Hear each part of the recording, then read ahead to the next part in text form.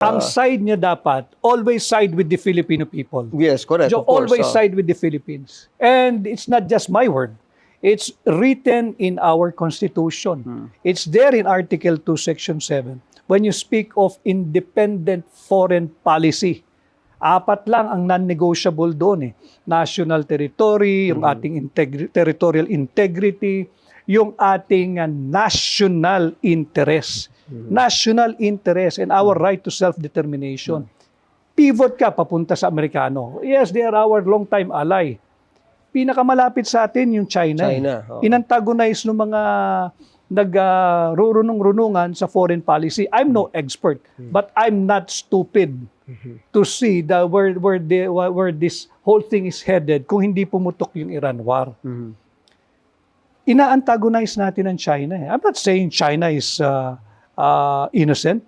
Marami rin silang transgressions. Pero hindi nga natin kaya eh. Kaya ba natin makapagdigma? Kaya ba natin? Wala nga tayong kagamit-gamit eh.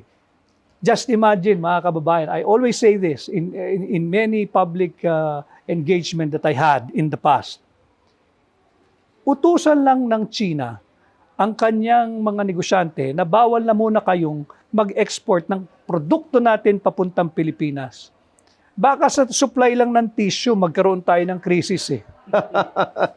Supply ng toothpick, supply ng bag na ginagamit ng mga bata sa eskwela, magkakaroon tayo ng krisis eh. Magsasara Divisoria, sarado 168. And akala nila nakakatawa. Hindi, totoo ito.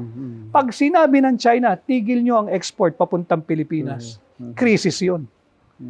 Without firing a single shot, talo tayo. That's right. Wow. Talo tayo. Economic war din yun eh. That's right. That's right. Saan tayo tatakbo? Will the US provide us? Like now, kailangan natin ng fuel, kailangan natin ng langis. Will US allocate supply for the Philippines? At saka for the longest time, medyo parang ano nga tayo eh, neglected brother. Alam mo, yung brotherhood na yan. Pag convenient, i-invoke niya, ay, brother tayo ha. Pagka maganda na buhay niya, bahala ka muna sa buhay mo.